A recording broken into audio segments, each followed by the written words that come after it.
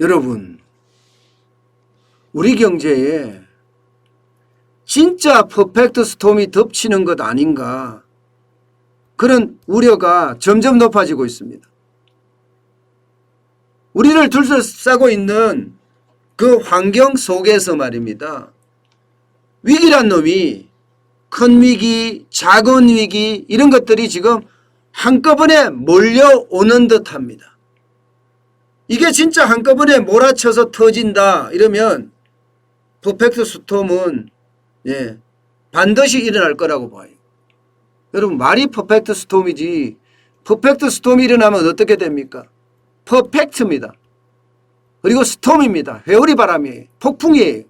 퍼펙트, 완전히 썰어버린다는 뜻이에요. 완전히 썰어버린다. 자, 가장 무서운 게요, 지금 퍼펙트 스톰 중에 가장 무서운, 워낙 가지수가 많아요. 제가 그 가지수 중에서 중요한 것만 말씀을 드리면 일단 테이퍼링입니다. 테이퍼링. 미국의 테이퍼링의 시계가 굉장히 빨라지고 있어요. 지난 6월에 FOMC 연방공개시장위원회 점도표가 보면요, 내년에 2022년이죠. 2022년에 금리를 동결하겠다는 위원이 11명이었습니다. 상향은 7명이었어요. 그런데 이게 늘어났어요. 이제 동결은 9명으로 줄어들고요, 상향은 9명으로 늘어났습니다. 이 말은 말입니다, 내년에도 금리 인상을 할 수 있다는 뜻이에요. 내년에도. 2023년에는 굉장히 많이, 무조건 17명이 상향이니까 무조건 하겠지만 2022년에도 할 수 있다는 뜻이에요. 더 무서운 것은요, 이 점도표에서 이야기하는 것처럼 금리 인상을 내년에 한다고 하는 것은요, 테이퍼링을 올해부터 시작한다는 뜻이 돼요. 올해부터 테이퍼링을 시작을 한다는 뜻은 미국의 금융정책이 통화를 완화하는 정책에서, 돈을 뿌리는 정책에서 통화를 긴축하는, 돈을 걷어들이는 정책으로 방향전환을 한다는 뜻입니다. 방향전환을. 그러면 방향전환을 한번 하면요, 여러분도 알다시피 방향전환을 한번 하면 그 다음에 전환하자마자 속도가 빨라집니다.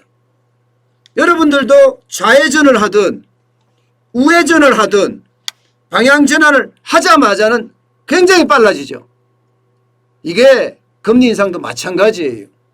지금 통화정책 자체가 이제는 완화해서 긴축으로 방향전환한다. 긴축으로 전환하자마자 테이퍼링 빨라지고 금리 인상 빨라지고 이렇게 된다는 이야기입니다.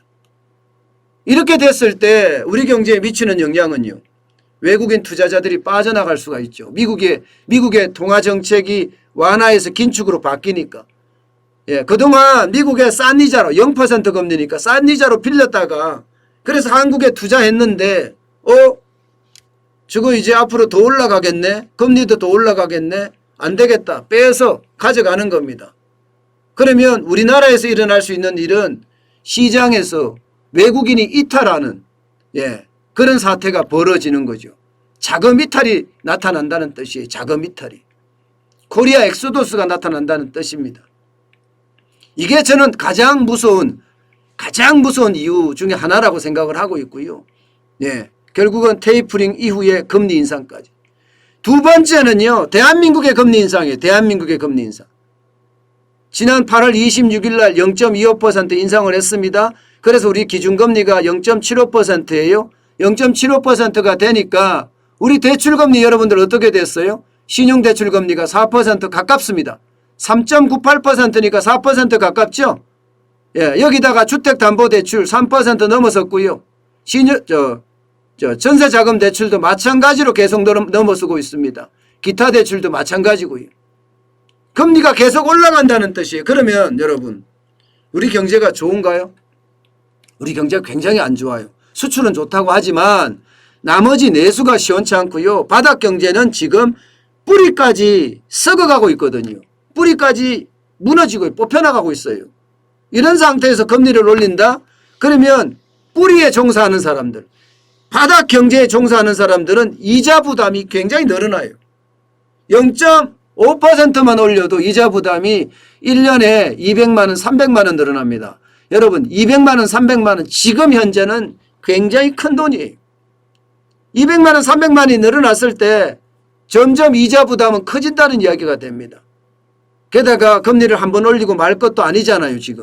지금 금리를 올리는 목적 자체가 물가 인상도 굉장히 물가 폭등도 진짜 위험하긴 한데 지금 전체적으로 보는 것은 부채, 부채를 어떻게 하면 줄이겠다 해서 금리 인상하는 거. 좀 더 구체적으로 이야기하면 집값을 떨어뜨리고자 지금 금리 인상하는 모양새거든요. 그러면 자영업자의 고통이나 소상공인의 고통, 영세기업의 고통 이것은 깡그리 무시될 수 있습니다. 깡그리. 결국은 집값 잡겠다는 그 목표에 그냥 달려갈 거예요. 제가 말씀드렸잖아요. 어쩌다는 없다고 이제는. 어쩌다는 없고요. 항상 계획된 거예요. 계획된 거. 결국은 집값을 잡겠다는 일념 하에 금리를 올리니까 시장은 굉장히 위험한 바닥이 부담이 커지는 그런 또 위기가 하나 오게 됩니다. 게다가 여러분 이게 민간 부채가 장난 아니에요. 쉽게 말하면 가계부채도 가계부채지만 기업부채도 지금 장난 아니란 뜻이에요. 기업부채도 2220조 3천억 원입니다. GDP 대비하면 110%가 넘었습니다. 110%가. 가계부채도 위험하지만 기업부채도 굉장히 위험하다고 했죠. 여기다가 말입니다. 좀비기업이라고 이야기하나요? 좀비기업의 기준을 1년으로 두지 말고요. 1년으로 두지 말고 3년으로 주자고. 일반적으로 좀비기업 하면 3년입니다. 벌어서 이자도 못 갚는 기업. 원금은 고소하고 이자도 못 갚는 기업이 좀비기업인데 3년 동안 그렇게 했을 때는 좀비기업이라고 이야기합니다. 1년 동안 됐을 때는 한계기업이라고 이야기하기도 하고요. 그런데 이 좀비기업이 한국은행에서 외부감사를 받는 외부감사 대상 그 기업이 한 2만 2천 개 정도 됩니다. 그중에 15%예요. 3,400개 정도가 좀비기업이란 뜻이에요. 그럼 그 좀비기업은 지금 박살나고 있다는 이야기잖아요. 언제든지 지금 무너질 수 있다는 거예요.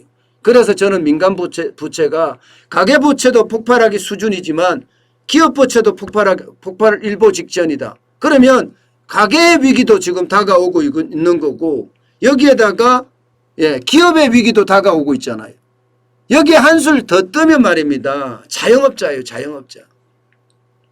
한술 더 뜨면 자영업자도 가계부채에 물론 포함되지만 이 자영업자는요.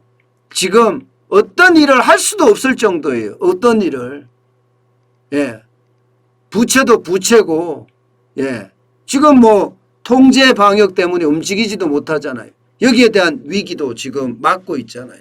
게다가 말입니다. 여러분. 게다가 이게 또 중국발 헝다그룹의 어떤 또 위기도 다가오고 있네요. 물론 헝다그룹이 대한민국에 그렇게 크게 영향을 미칠 거냐 뭐 그렇게까지는 판단 안 하고 있어요.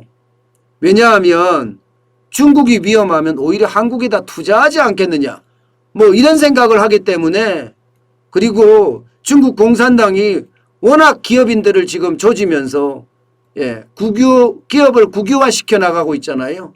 지금 헝다그룹도 아마 국유화 될 거예요. 기업이 쪼개져 갖고 국유화 기업으로 바뀔 겁니다. 아마 그렇게 될 거예요. 그래야지 위기를 넘어갈 수 있으니까.